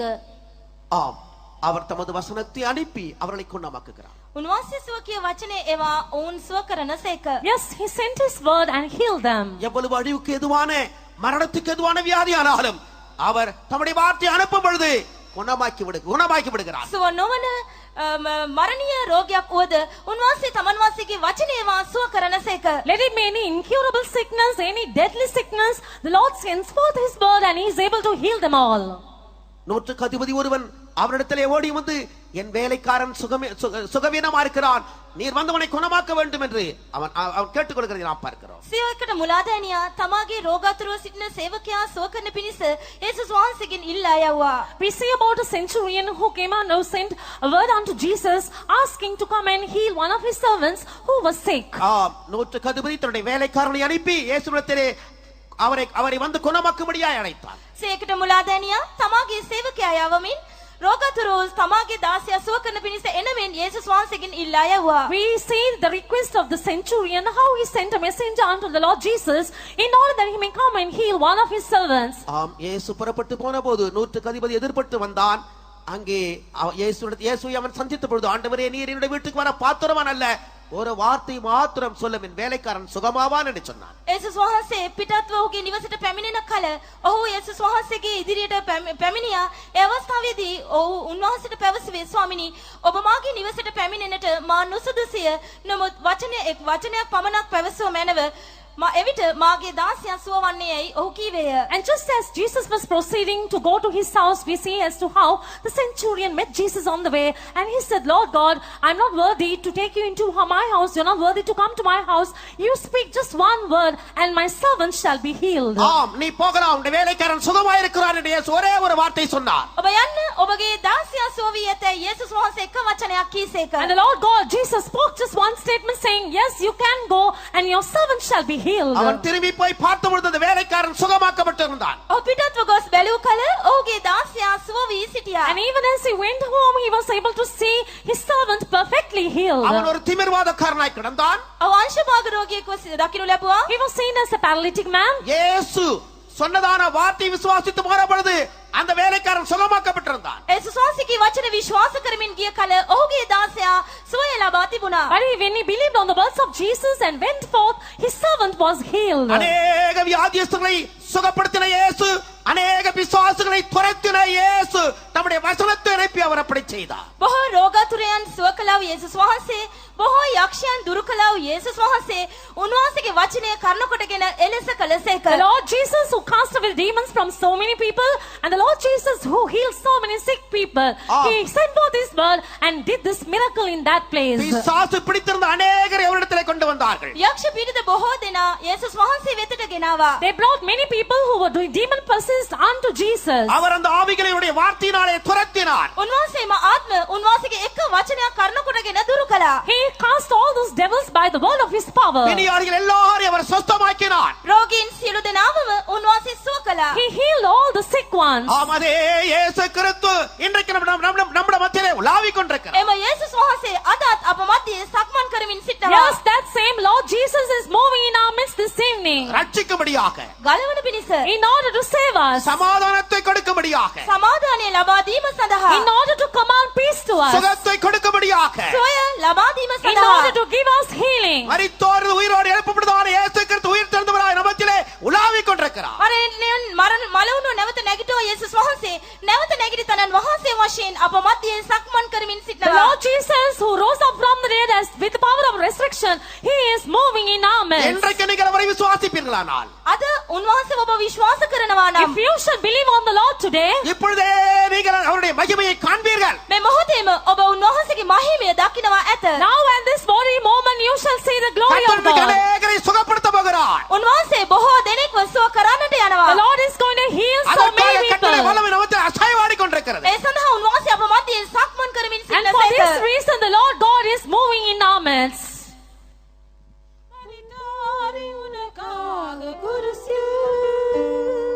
රුසිකාරි මොනද තිංගොල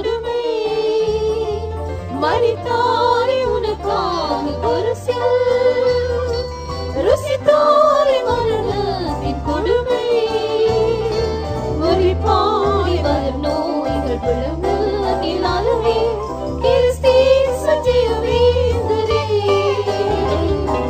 முறிப்பாய் வரும் நோய்கள் விழுங்கு நிலாலவே கிறிஸ்தின் சத்தியவேந்தரே வெள்ளமே உண்டே மிக அதிகாரம் உண்டே வெள்ளமே உண்டே மிக அதிகாரம் உண்டே வல்லவர் வார்த்தை உயிர்ப்பின் தீருமே வல்லவர் வார்த்தை உயிர்ப்பின் தீருமே ஒரு மீது ஒரு போதும் மறையா திருவார்த்தை பிழைப்பு உண்டு ஒரு வீடும் ஒரு போதும் மறையா திருவார்த்தை பிழைப்பு உண்டு வருவாய் பரதீசு திருப்பாதம் திரும்பி தருவாய் ஜெயமூற்றுவே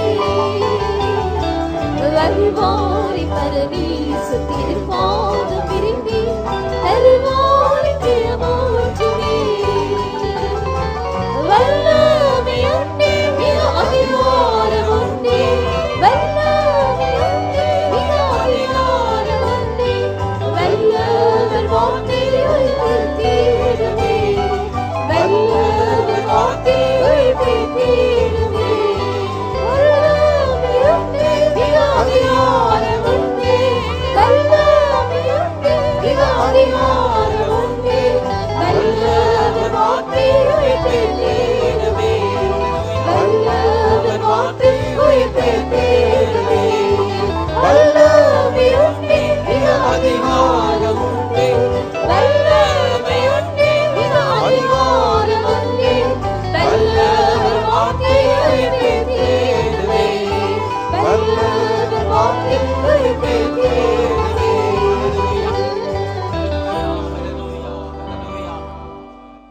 The law is perfect. උන්වහන්සේගේ ව්‍යවස්ථාව සම්පූර්ණයි. அவருடைய வேதம் பூர்ணமானது. The law is converting soul. එය ආත්මය ගලවයි. அது ஆத்துமாக்களை உயிர்ப்பிக்கின்றதா இருக்கிறது. Those who love the Lord, they have got great peace. ස්වාමින් වහන්සේගේ ව්‍යවස්ථාවට ප්‍රේම කරන්නන්ට මහඟු සමාදානයක් ඇතේය. அவருடைய வேதத்தை நேசிக்கிறவர்களுக்கு பெரிதான சமாதானம் உண்டு. The word of God is healing our sicknesses. උන්වහන්සේගේ වචනය අපගේ රෝග සුව කරයි. அவருடைய வார்த்தை எங்களுடைய நோய்களை குணமாக்குகின்றது. Tonight that word is in our midst. අද රාත්‍රියේම වචනය අප මැදේ ක්‍රියා කරමින් තිබේ. இன்று இரவு அந்த வார்த்தை எங்கள் மத்தியிலே கிரியை செய்து கொண்டிருக்கிறது. Whatever you need be. ඔබගේ අවශ්‍යතාවය කුමක් වුණත් உங்களுடைய தேவை எதுவாயும் இருக்கலாம். Unchanging law is in our midst. ඒ වෙනස් නොවන ව්‍යවස්ථාව මැදේ ක්‍රියා කරයි. மாறாத வேதம் எங்கள் மத்தியிலே கிரியை செய்து கொண்டிருக்கிறது. In order to convert and revive your soul. ඔබගේ ආත්මය ගලවා හරවා ගන්නා පිණිස. உங்களுடைய ஆத்துமாவை ரட்சித்து உயிர்ப்பிக்கும்படியாக. To command peace in your soul and heart and mind. ඔබගේ ඒ ව්‍යවස්ථාව ඔබගේ මනසෙහි ආත්මේ සහ ශරීරයේ ක්‍රියා කරන පිණිස. உங்களுடைய அதோடைய பிரமாணமானது உங்களுடைய மனதிலே உங்களுடைய ஆத்துமாவிலே சரீரத்துக்கு கிரியை செய்யும் பொழுது To heal your sicknesses. ඔබගේ රෝග සුව කරනු ඇත. உங்களுடைய நோய்கள் குணமாகிறது. Tonight that law is moving in our midst. අද රාත්‍රියේ ස්වාමීන් වහන්සේ මැදේ සක්මන් කරන இந்த සේක. இரவுகளிலே கர்த்தருடைய அந்த பிரமாணம் எங்கள் மத்தியிலே அசைவாடிக் கொண்டிருக்கிறது. Jesus is moving in our midst. යේසුස් වහන්සේ මැදේ සක්මන් කරන සේක. இயேசு எங்கள் மத்தியிலே உலாவிக் கொண்டிருக்கிறார். Receive your need from the Lord. ඔබගේ අවශ්‍යතාවය ස්වාමීන් වහන්සේගෙන් ලබා ගන්න. உங்களுடைய தேவைகளை கர்த்தரிடத்திலிருந்தே The Lord பெற்றுக்கொள்ளுங்கள். is touching you right now. උන්වහන්සේ දැන් ඔබ ස්පර්ශ කරමින් සිටින සේක. கர்த்தர் தாமே இப்பொழுதே உங்களை தொடுகின்றார். He is cleansing you and blessing you right now. මේ මොහොතේ ඔබ පිරිසිදු කරමින් ඔබට ආශිර්වාද කරන සේක. இந்த இமைப்பொழுதே கர்த்தர் உங்களை சுத்திகரித்து ஆசீர்வதித்துக் கொண்டிருக்கிறார். Open your heart. ඔබගේ හදවත විවර කරන්න. உங்களுடைய இருதயத்தை திறவுங்கள். Surrender your life. ඔබගේ ජීවිත උන්වහන්සේට බාර உங்களுடைய කරන්න. ஜீவியத்தை ஒப்புக்கொடுங்கள். Receive healing and deliverance. එතුමන් වෙතින් සුවයත් මිදීමත් ලබා ගන්න. அவரிடத்திலிருந்து சுவத்தையும் விடுதலையும் பெற்றுக்கொள்ளுங்கள். ஹல்லேலூயா. ஆமென் ஆண்டவரே. Oh, labakathu labakathu labakathu labakathu labakathu labakathu labakathu. ஹல்லேலூயா. ஆமென் ஆண்டவரே. Ola batida tida tida tida tida katuda maniatia. Jesus, hallelujah. Ola bakatuda bakatuda bakatuda bakatuda.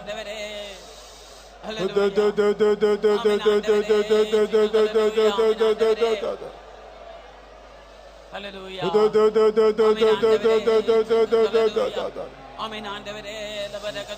Batida tida katuda malia tida katuda bakatuda bakatuda bakatuda bakatuda bakatuda.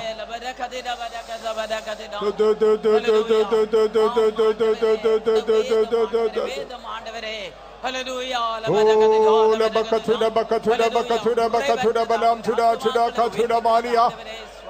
Hallelujah. Amen.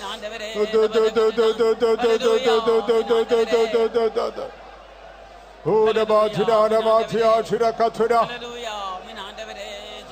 Vartaina la vartir tarandan yadiyam vadanayo.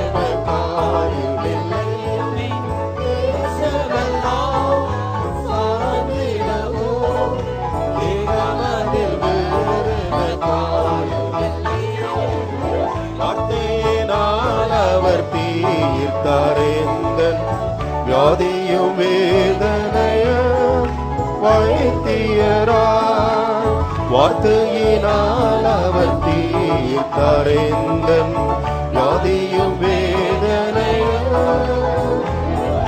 இயேசுவெல்லாம் சார்ந்திடவோ இகமதில் வேறு காருமில்லை இயேசுவெல்லாம் சார்ந்திடவோ இகமதில் வேறு காருமில்லை வார்த்தையினால் அவர் தீர்த்தறிந்தன் வியாதியும் வேதனையும் வைத்தியராய் வார்த்தையினால் அவர் தீர்த்தறிந்தன் வியாதியும் வேதனையும் வைத்தியராய் வார்த்தையினால் அவர் தீர்த்தறிந்தன் வியாதியும் வேதனையும் வைத்தியராய் வார்த்தையினால் அவர் தீர்த்தறிந்தன் வியாதியும் வேதனையும் வைத்தியராய் வார்த்தையினால் அவர் தீர்த்தறிந்தன் வியாதியும் வேதனையும் வைத்தியராய் வார்த்தையினால் அவர் தீர்த்தறிந்தன் வியாதியும் வேதனையும் வைத்தியராய் வார்த்தையினால் அவர் தீர்த்தறிந்தன் வியாதியும் வேதனையும் வைத்தியராய் வார்த்தையினால் அவர் தீர்த்தறிந்தன் வியாதியும் வேதனையும் வைத்தியராய் வார்த்தையினால் அவர் தீர்த்தறிந்தன். ஆமென். ஹல்லேலூயா.